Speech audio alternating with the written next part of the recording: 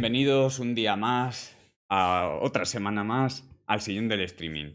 Esta semana lo vamos a hacer un poquito diferente, vamos a hablar un poco de las últimas series que he visto así por encima, pero quería hacer un pequeño especial o una primera parte de un pequeño especial de series o películas que van de bucles temporales, ¿vale? Y luego también quiero hablar un poco de Godard, aunque todos los que os estáis interesados en él vais a tener un montón de literatura y de todo sobre él. Pero bueno, sí que me gustaría decir un poco cuáles fueron mis impresiones, las primeras películas que vi de él y cómo me impactaron, ¿vale?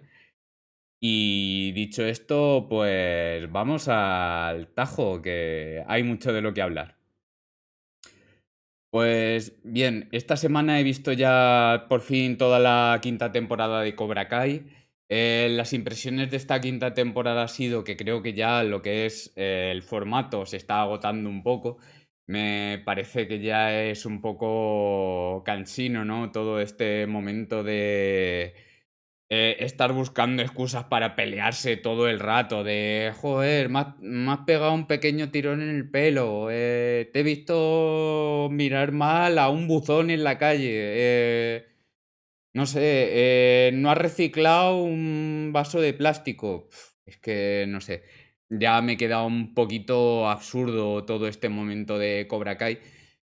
Que hay momentos en los que sigue interesándote la trama, que se las apañan para que esté todo bastante guay, pero llega un momento en el que es un poco pesado ya. Están estirando mucho el chicle de todo lo que da. Y la verdad es que toda esta parte de Terry Silver ya, o sea, está bien, como un malo, muy malo, malísimo, maldad pura y genuina, lo hace muy bien, pero cansa bastante. Ya, yo, sinceramente, ya la sexta temporada no la espero con muchas ganas. En fin, vamos a ver también ahora otra serie, ¿vale? Que he visto recientemente. Es Origen, la podéis ver en HBO Max. Eh, Origen, digamos que voy a explicaros un poquito de qué va, muy por encima. Una familia llega a un pueblo y se dan cuenta de que no puede salir, ¿vale? Salen, entran por una parte del pueblo, salen por la otra y se dan cuenta de que están haciendo todo el rato como círculos y ya no pueden salir. Cuando llega la noche a ese pueblo, una serie de criaturas encantadoras salen por la noche, pero resulta de que son unos depredadores, ¿no? O sea, son devoradores de gente. En apariencia son angelicales, perfectos y tal, pero vamos, luego son el mal puro y genuino. Es una serie como que ha escogido muchos relatos de muchas narraciones de Stephen King, un poco de La Cúpula, un poco de La Niebla, un poco de Salem Lot, y lo ha ido mezclando ahí todo un poco, que está bastante guay. Tiene tres primeros capítulos muy buenos y que impactan mucho, que son auténticos capítulos de terror y que te dan bastante mal rollo, ¿no? Están muy bien construidos. Y a partir del tercer capítulo, en el cuarto, quinto, sexto, la serie se desmonta completamente y parece una especie de Perdidos de bajo presupuesto. Esto de Perdidos tampoco lo he dicho de forma gratuita, ya que Jack Bender, uno de los que dirigen los tres primeros capítulos, también estaba en Perdidos. Y sí que deja algo de esa impronta, pero ya os digo, los tres primeros capítulos son como muy de terror y luego se va desintegrando. La serie está creada por John Griffin y creo que prometía mucho y se desinfló mucho.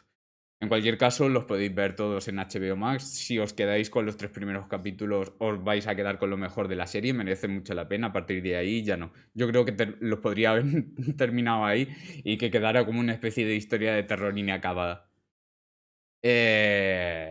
Pero bueno, esto es un poco lo que hay a veces, que digamos que tienen mucha fuerza los directores de los primeros capítulos y luego se va desinflando, ¿no? A mí me está pareciendo un poco lo mismo, pero sin llegar a este nivel, lo que ha pasado con El Señor de los Anillos de Poder, que en los dos primeros capítulos dirigidos por Bayona se notaba mucho que era una declaración de intenciones, un golpe sobre la mesa y a partir de ahí, pues bueno, también afecta los presupuestos y cómo se van gestionando, ¿no? Así es que ahora vamos a hablar de películas de bucles temporales. ¿Qué queremos decir de bucles temporales? Son películas que, digamos que se basan en la repetición de un mismo momento. o un mismo día. Ese día acaba cuando el personaje o se va a dormir o muere. El ejemplo perfecto es la primera película de la que vamos a hablar. Atrapado en el tiempo. Bueno, atrapado. Aquí, atrapado en el tiempo. Bueno, aquí el protagonista es Bill Murray. También tenemos a Andy McDowell haciendo un papel increíble.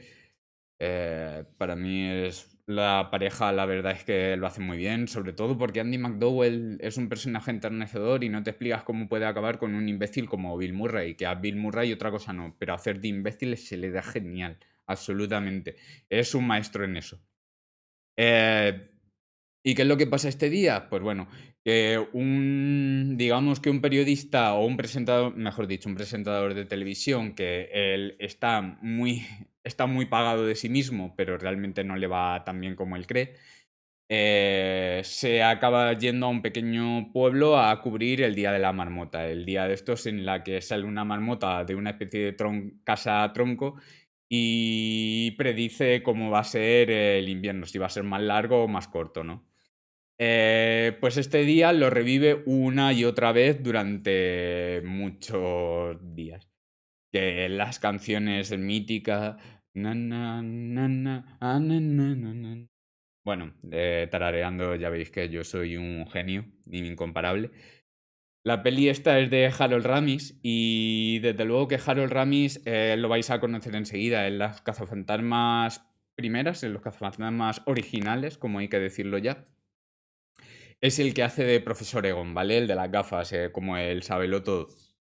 Y él es Harold Ramis y aparte de actor, es guionista y es director.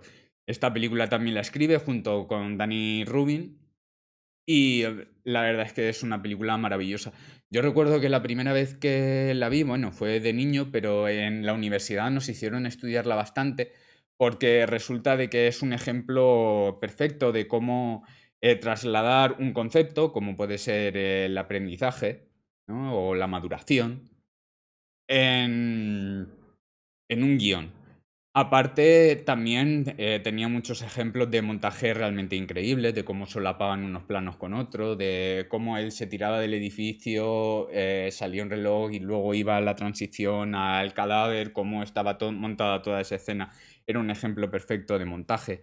La peli es muy divertida, muy divertida. El momento de la marmota y él en la pick-up, en la camioneta, esta es delirante. Es muy divertida esta película, me gusta muchísimo.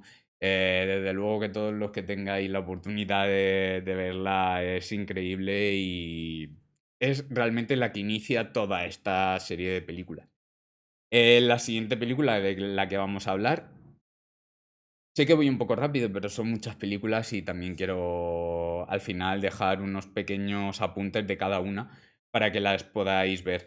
Esta Atrapado en el tiempo la podéis ver en Filmin, ¿vale? Por si no lo he dicho, la interpretación de Bill Murray ya os digo que es increíble. Andy McDowell es un ángel, como siempre.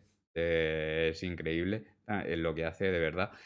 Harold Ramis yo creo que es de sus mejores películas. El guión, desde luego, es soberbio. Luego ya tiene películas que son un poco de estas que aquí en España casi se hubieran traducido de Hermanos por pelotas y todo esto, ¿no? Tiene algunas películas así. Eh, pero realmente para mí esta es la mejor y es fundacional de un género. O sea que fijaos cómo es la película. Pues vamos a hablar de la segunda película, que tengo también muchas ganas, la he visto recientemente y fue la que me ha hecho querer hacer este especial, que es Palm Spring. Es una película que tenéis en Filmin también, es maravillosa, es una comedia también como la anterior y comedia romántica también como la anterior. La diferencia fundamental entre esta y la anterior es que en todas las películas de bucles temporales se suele ver un poco el inicio o cómo se meten en estos bucles temporales. En Palm Springs lo que vamos a ver es que ya hay un personaje que lleva mucho tiempo metido en uno de estos bucles, ¿vale? Lo vamos a ver ahí simplemente de repente ya viviendo uno de estos bucles. Y hay otra persona que se mete en este bucle, ¿vale? Otro personaje, en este caso el de Christine Miliot, que desde luego también está soberbia. porque hace de esta tía que te enamora, pero que también tiene puntazos. Bueno, que es una persona normal, ¿no? Que a veces le tocan las narices y no sabes cómo va a reaccionar, pues como cualquiera. Pero además es un personaje muy guay, tiene salida muy guay, es también un personaje un poco cobarde. Vamos, es un personaje con el que empatiza mucho. Y el personaje de Andy Serkins, que sería como la contraposición total del personaje de Bill Murray, porque Bill Murray en Atrapado en el Tiempo sí que se preguntaba cómo quería salir. Andy Serkins, digamos que. Andy Serkins, Andy Samberg, digamos que ya está de vuelta de todo. Que ya no tiene esperanza de nada y que simplemente quiere salir. Bueno, quiere seguir su vida realmente, no me he expresado mal. Que realmente quiere que la gente le deje en paz, él está en el bucle y pues nada, pues tomando sus cervezas y ahí ya está. Se lo toma con filosofía, pero ya sabe que no va a salir y ya está, no va a hacer nada. Y el de ella que sí que va a tener un papel más activo para salir. En cualquier caso, luego también está el personaje de J.K. Simmons, que le da un punto de comedia más salvaje o más bestia, ¿vale? Más sangrienta, por así decirlo, que es otro de los que también está atrapados en el bucle. Y digamos que todo se conjuga para hacer una comedia con muchos tipos de humor y muy delirante en general.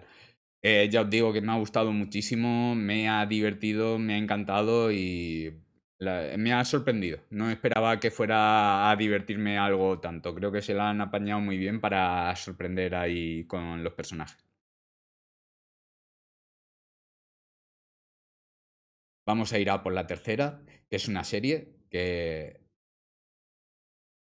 es muy importante cuando hablemos de Russian Doll, muñeca rusa, que estamos hablando de la primera temporada, ¿vale? Porque la segunda va por otro lado. La segunda es más.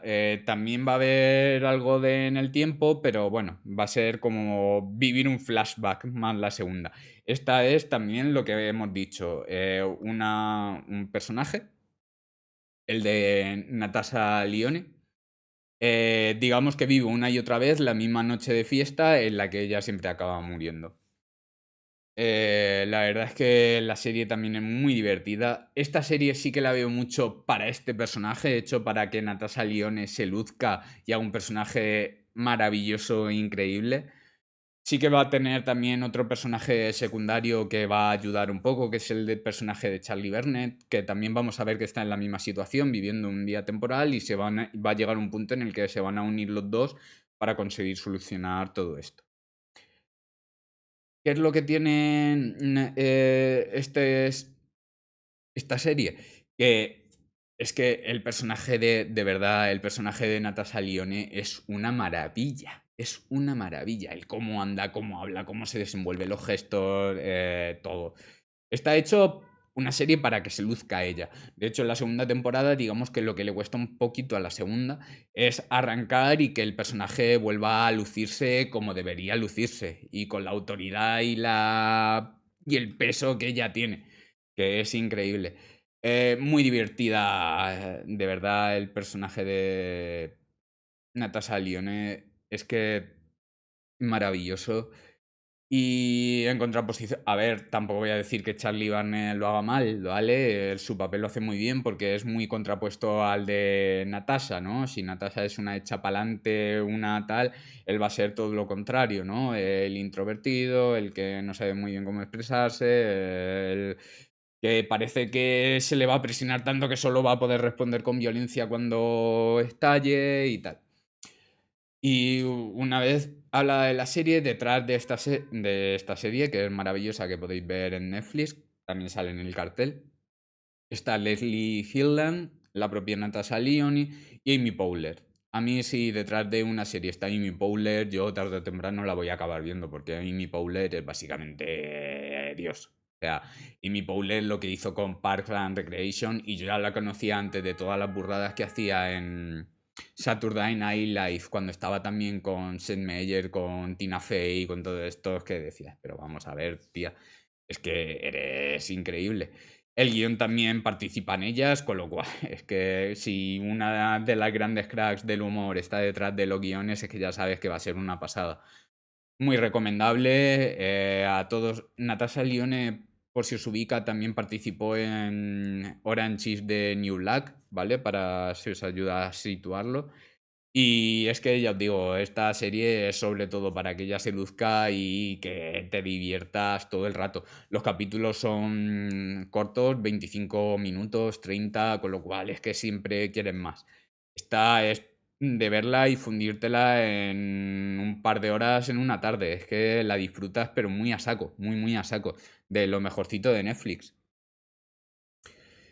Vale. Vamos a ir a otra que fue una sorpresa para mí, esta de la que vamos a hablar ahora. Feliz día de tu muerte. ¿Vosotros sabéis de estas pelis que veis a veces que no esperas absolutamente nada y las ves de repente y dices, "Oh, hostia, pues me he entretenido un montón"? Pues eso es lo que me pasó con esta. Sí que es verdad que mezcla dos géneros que a mí me gustan mucho.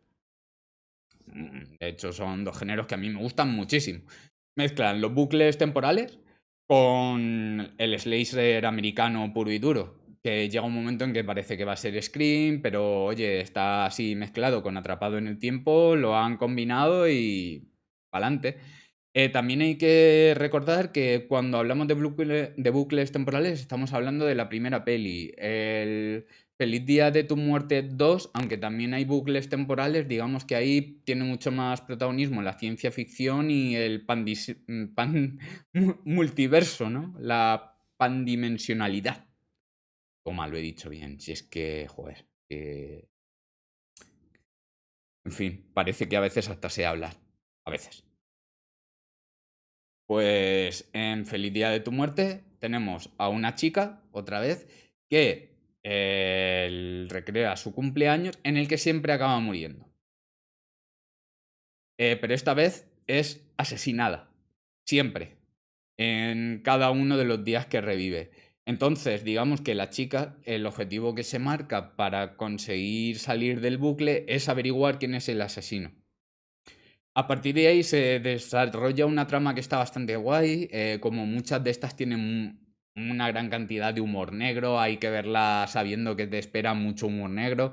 Y yo la disfruté muchísimo, pero también yo soy muy fan del humor negro, ¿vale? A mí me gusta mucho. Entonces, que eso, que nos espera siempre una gran cantidad de chistes sobre humor negro, humor de muerte, humor tal, así que es bastante salvaje, entonces que nadie se ofenda, por favor, cuando se encuentre con chistes bastante chungos en la película.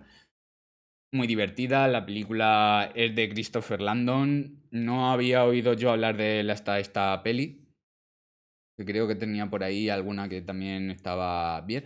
Es un tipo que hace pelis digamos así, de bajo perfil y se desenvuelve bien. No son películas que vayan a recibir nunca un premio, pero son películas que las ves y te entretienen. Es muy importante en estas películas verlas sin la sensación esta de voy a ver un Ciudadano Kane o voy a ver una peli magna esta de obra maestra. Esta es para pasar un buen rato, para divertirte y ya está. Y cumple su objetivo muy bien. Os la recomiendo mucho. La protagonista, Jessica Rabbit, para mí hace un papelón. Está mejor en la primera que incluso en la segunda, que me descolocó un poco. Pero bueno, también es verdad que yo al final me animé a ver esta película porque es una producción de Blumhouse y aunque todo el mundo dice que las grandes producciones de terror o de terror elevado se están haciendo en A24, yo soy un completo enamorado también de Blumhouse y vamos, es una pasada. ¿Dónde la podéis ver? Pues yo sé que en su momento la vi en Amazon, la he estado buscando ahora para ver dónde la podéis ver y está en alquiler en todas las plataformas estas, pero sí que es verdad que está en alquiler. Es un hándicap bastante grande para verla.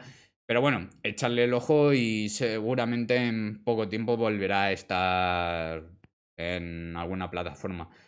Espero. La segunda está en Netflix, pero con la relación que hay entre Amazon y Blumhouse, donde hacen la Welcome to the Blumhouse, cada año dan 3 o 4 películas de Blumhouse exclusivas para Prime. Espero que vuelva a estar en Prime Video. Desde luego sería algo maravilloso y estaría muy bien. Pues ya está, vamos a pasar a la siguiente. The Fair. Otra película que es bastante especial. Muy importante de esta, en todas hay cosas importantes, pero de esta es no leer nada absolutamente en internet, porque todos en internet os va a decir a qué hace referencia la película. Y es muy importante no verlo, porque si de repente sabes a qué hace referencia la película, en cuanto el personaje reinicie dos bucles, ya vais a saber de qué va. Entonces, de verdad, es muy difícil, pero intentar no leer nada. Yo voy a hacer una review sin spoiler, en la que es realmente sencillo, ya viendo con todo lo demás, que son cosas de que se reinician el día. Aquí no va a ser tanto un día, sino como un trayecto en taxi. El personaje de Gino Anthony es un taxista y recoge a una misteriosa mujer. Durante el trayecto están hablando, parece por un paisaje desértico, así con mucho polvo, calima, ¿no? Muy desértico, muy misterioso, muy árido. Y llega un momento en el que él parece que en el que hay una tormenta, se pone todo en blanco y negro, pasan una serie de cosas y se vuelve a reiniciar el trayecto en taxi, ¿vale? Él vuelve a parar y tal. ¿Qué es lo que pasa en este trayecto en taxi? Que parece que él sí que recuerda lo que va pasando en el resto de bucles y ella no, ¿no? Entonces le dice, sí, me dijiste que habías estudiado en tal, que... ¿no? Juegan con todo eso del bucle, pero solo entre dos personajes. La película prácticamente va a tener solo dos personajes y va a limitarse a la conversación en el taxi. Luego habrá una voz que será el gestor o el locutor del taxi, ¿vale? El locutor de la compañía de taxis, que va a estar hablando con él de, venga, date prisa, tenemos no sé cuántos pedidos, tenemos tal, eso. No quiero revelar nada más, pero sí que me pareció algo muy diferente y muy bonito porque también es, la mayoría van a estar, digamos, de alguna manera en el género fantástico, pero esta va a ir un poquito más allá. No quiero deciros cómo, pero digamos que tienen raíces pues de leyendas, etcétera. Y está muy bien, es muy bonita, es también de estas de 80-90 minutos, que yo siempre lo agradezco, que no sean películas de estas de 2 horas y pico, que estás ahí mirando el reloj de, venga, chavales, darle hoy briva a esto. Creo que sabe cómo parar. Como anotación así muy interesante, la otra protagonista, Brianna Kelly, es también la guionista de la historia y creo que lo hace con bastante finura.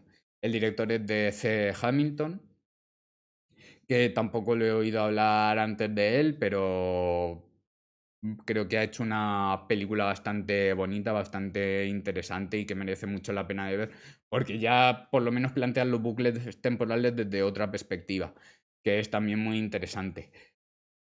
Hasta aquí. La parte del primer especial de películas de bucles temporales. Si os ha gustado, me lo podéis comentar por redes, me lo podéis decir también por YouTube. En cualquier caso, si queréis que haya una segunda parte, no dudéis en pedírmelo y os leeré los comentarios y prepararé un nuevo especial porque aún hay películas, aún queda para rato películas de este tipo. Algunas más mainstream que quería evitar en este primer especial, pero bueno, podemos seguir hablando de ellas si lo consideráis. Ya sabéis, por todas las redes sociales, TikTok, Instagram, YouTube, Twitch, me lo podéis decir. Vamos a hablar ahora de Jean-Luc Godard. Godard murió el pasado 13 de septiembre. Bueno, es una de las grandes figuras del cine de todos los tiempos. Si buscáis sobre él, hay muchísima literatura sobre él, hay muchísima gente que ha hablado ya sobre él, y yo simplemente dar unos pequeños apuntes de cuál fue mi impresión. Simplemente os voy a poner un poco en contexto. El cine francés en los años 50 pasaba por el cinema verité, un cine muy documental, que estaba también inspirado un poco en el neorrealismo italiano en ciertas cosas como lo de usar actores no profesionales, el que los planos y tal aún intentaran ser lo más objetivos posible dentro de un subjetivismo, porque luego también querían que se notara mucho la figura del autor o la figura expresiva del autor. Y bueno, ¿qué es lo que pasa en este contexto? Que unos chavales Bueno, Chabrol creo que ya tenía un poco más, pero François Truffaut, Jean-Luc Godard, pues llegan a una revista de cine, Cheyos du Cinema, y empiezan a escribir sobre sus grandes referentes, ¿no? Pues Hitchcock, todos estos, lo que estaban haciendo en el cine americano, que para ellos eran referentes. Y ellos ven que pueden explorar con la narrativa del cine en otro sentido y van cogiendo cada vez más confianza. En todo esto se juntan François Truffaut, Jean-Luc Godard y Claude Chabrol. En ese momento eran muy amigos, luego tirarían cada uno por su parte y renegarían cada uno de ciertas cosas. Por ejemplo, Truffaut en muchos momentos dijo que lo que hacía Spielberg y todo esto no era cine, no sé qué, pero luego sí que tendría un papel importante en alguna de las películas de Spielberg, ¿no? En Encuentro de la tercera fase, etcétera, que son películas muy interesantes, pero digamos que en ese momento los tres eran muy amigos, luego tirarían cada uno por su lado, pero vale. Se juntan para hacer una peli. En el libreto lo firma Truffaut, aunque luego el guión veremos que el guión era más una serie de anotaciones de por dónde tenían que ir, ¿vale? Los actores y los diálogos y todo esto, se supone que tenían que intentar intervenir los actores todo lo posible para que fuera lo más natural. Claude Chabrol en la fotografía, que Claude Chabrol haría cosas muy interesantes, como las cámaras cada vez pesarían menos, intentarían hacer grabaciones de cámara, por ejemplo, Traveling lo hacían con una silla de ruedas, ¿no? Que es una anécdota muy que se nos cuenta a los estudiantes de mira cómo se los apañaban esta gente y tal. También van a coincidir, perdón, con uno de los actores que va a ser también fundamental en la Nouvelle Vague, Jean-Paul Belmondo. También en esta película estará James Edward, pero su carrera será más limitada.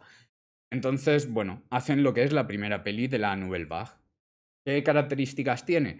Pues digamos que tiene, aparte de la que ya hemos dicho, pues un poquito más de improvisación a nivel de actores, usan medios más ligeros, se democratiza el cine, con lo cual gente que ya no necesitan tanto dinero para hacer una película y pueden recurrir a otro tipo de montaje que no les encorseta tanto en el plano estático, lo pueden mover, como ya hemos dicho, con la silla de ruedas, etc. Y hacen una exploración muy narrativa del cine. En esta película, al final de La Escapada, a mí es una peli que en su momento cuando la vi me reventó la cabeza porque fue como, wow, un nuevo tipo de cine, una nueva forma de cine, ¿no? Tendría 18 años, es que puede ser ya, pues hace 18 años, claro, tenía 18, 19.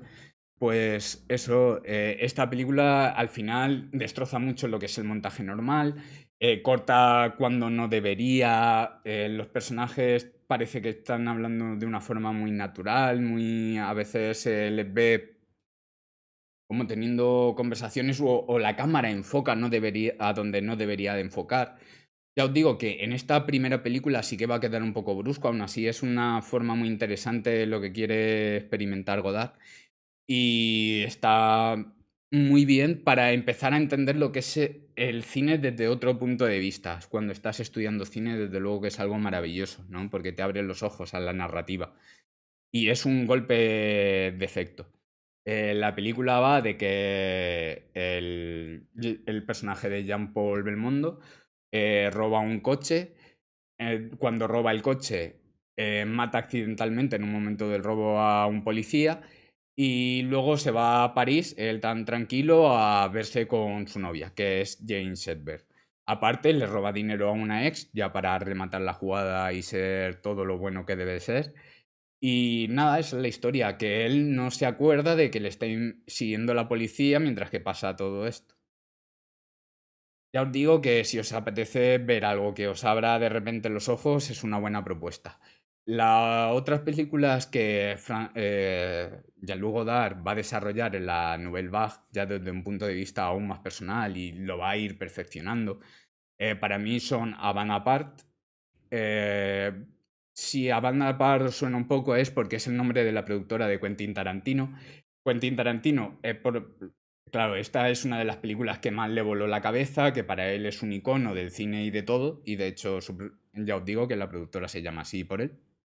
Y que Reservoir Dogs, la primera peli de Tarantino, tiene mucho que ver con Havana Park. Havana Park también es una película que está muy bien. Él va a ser siempre un chico que conoce chica desde un punto de vista muy joven, pero luego pasan muchas cosas alrededor, ¿no? En Havana Park también estamos en un relato de gente que se conoce en unas clases de inglés y luego pues van a desarrollar un romance entre ellos tres.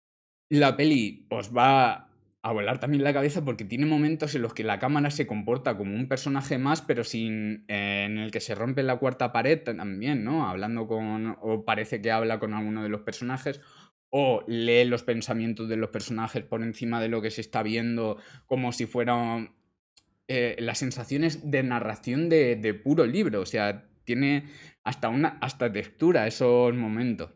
Eh, y ya os digo, las cosas que hace con la cámara Godard aquí van a ser muy locas, pero sí que va a estar metido con mucha más fluidez que lo que habremos podido ver en su primera película, al final de la escapada.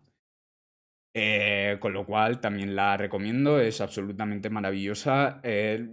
Y de Godard, todo lo que podáis ver está muy bien, pero sí que es verdad que todas estas primeras experimentaciones que hace, que van a ser de lo que vamos a hablar hoy, es para mí lo mejor porque es como lo más puro, ¿no? Antes de que llegue a intentar hacer cosas, sí que es verdad, mucho más formales o en el que ha desarrollado ya un lenguaje más formal. Aquí es todo una fase muy experimental en la que él va a poder hacer un poco lo que quiera. Otra película que él hizo lo que le dio la gana fue Pierrot le Fou, Pierrot el Loco. Creo que para pronunciarlo bien es Poirot le Fou. Ese francés de una manera me maravilló a mí mismo. Inglés no, ¿eh? Pero el francés, joder, ¿cómo lo clavo? Nouvelle Vague, Pierrot le Fou, Poirot le Fou. Es increíble, absolutamente impresionante. No hace falta que me digáis nada, ya lo sé yo. ¿Qué es lo que pasa en Poirot le Fou? Vale, un tipo se fuga con la niñera que acaba de contratar a su mujer. Un grupo mafioso les persigue por ella. Porque ella estaba metido en mil follones, en un montón de cosas y tal. ¿Qué es lo que pasa con la peli? Pues que igual, como ya hemos dicho, va a ir perfeccionando un poco más su lenguaje, va a estar mucho mejor construida, pero aún así sigue siendo novel vague, ¿vale? Os dais cuenta de cómo el romance era muy joven, con lo cual todo lo que es sexo, romance y tal, a él le afectaba con mucha profundidad, ¿no? Y se notaba. Y aparte que le apetecía experimentar. Entonces esta película, pues ya a veces me confundo, va a tener cosas muy experimentales. Hay una escena de tortura que yo creo que realmente torturaron a Jean-Paul Belmondo, porque es sin corte y sin nada, de una escena muy bestia, de asfixia asimilada, y que la reacción de él se ve como muy auténtica y genuina de yo no tengo ni idea de dónde estoy, pero a ver si podemos cortar esto, a mí dejadme ya en paz, yo quiero que parad, por favor, a mí dejar esto. Y lo ves ahí y dices, es que creo que le están torturando de verdad, porque la reacción que tiene no es de película, es como, ostras, que igual se les ha ido la pinza y lo está pasando. Entonces, bueno, volvió a trabajar con Godard, con lo cual la tortura pues más o menos lo llevó bien, pero yo creo que esa escena tiene historia. En cualquier caso, una película muy loca en el que ya os digo que el romance siempre va a tener mucho peso, pero también ese punto de experimentar con la narrativa. Así es que nada, otra peli importantísima de Godard. Y ya para terminar, sí que dudaría en qué recomendaros, si La Chinose o Lenin contra Alphaville. Creo que un poco más la de Alphaville porque es como un futurismo muy extraño, muy como si cogiera las películas futurísticas alemanas de principios del siglo, ¿no? O bueno, más bien después de la Primera Guerra Mundial. Metrópolis, toda esta, ¿no? Tiene un poco ese aire, pero lo llevará a la Nouvelle Vague francesa, ¿no? Con diseños art déco, con cosas así como muy de Francia, pero modernismo, como el Centro Pompidou, ¿no? Y todo esto. Y que es desconcertante en todo su planteamiento, que básicamente un periodista llega a una ciudad de otro planeta que la controla un robot, Alpha 60. y la ciudad es Alphaville porque está controlada por Alpha 60 y tiene que intentar llegar hasta el robot. Pues bueno, os sonarán algunas cosas, ¿no? HAL, todas estas, una odisea en el espacio. Pues bueno, 2001, una odisea en el espacio. Aquí realmente es más, el cine negro va a tener mucho más peso el cine negro, pero sí que va a ser una reflexión filosófica. Igual que la Chinois es una reflexión filosófica sobre el maoísmo, que estará muy en boga en ese momento. Esta es una reflexión filosófica también sobre el capitalismo, sobre el comunismo, sobre toda la militarización, sobre el libre albedrío, el pensamiento, etc. Es decir, que va a coger al final la ciencia ficción, que es lo que hace siempre la ciencia ficción, como excusa para hablar sobre las bases de la humanidad. Esta es muy interesante porque ya os digo que parece casi de detective de los años 20, años 30, esas novelas pulp, ¿no? Como si mezclara la ciencia ficción con las novelas pulp que tenemos en la cabeza de años 30, de ese periodo, ¿no? De los 20 a los 40. Entonces es como un personaje muy misterioso, él, pero que además está en un contexto también muy raro, muy ambiguo. En esta también hará cortes de plano muy bruscos, pero que servirán de inspiración para John Carpenter, por ejemplo, ¿no? Para cuando haga Day Alive, Estamos Vivos. Entonces es una peli que ya va montando así como... incluso las estéticas de neón que luego se han usado en muchos videoclips, en cortes de videoclips y tal, también lo va experimentando aquí. Está, ya os digo que muy bien. La parte en la que se le va la olla con los mensajes y el montaje de voces que hace sobre todo esos planos así que no parece que vengan a cuento de nada, ¿no? Entonces, ya os digo, Jean-Luc Godard es una lástima que haya amochado, que haya cerrado sesión, que haya hinca el pico, pero bueno, que de todas formas no lo podéis perder todo lo que haga, siempre os abrirá la cabeza a nuevos horizontes, no abrirá los ojos a nuevos horizontes. Sí que es verdad que habrá cosas que la tenéis que al verlo con perspectiva de ahora, el machismo, feminismo y tal, hay cosas que son bastante anacrónicas, ¿no? Porque eso de que sus personajes siempre parezcan modelos.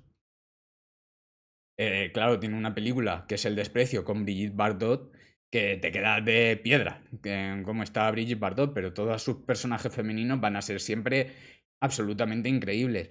Y de sus personajes en los que intervino Jean-Paul Belmondo será medio de inspiración entre Belmondo y Fellini para hacer el Martini Man, ¿no? Muchos años más tarde, aunque igual es una figura que ya para los jóvenes no tiene ningún significado, pero bueno, para mí sí, sí, aún soy un señor.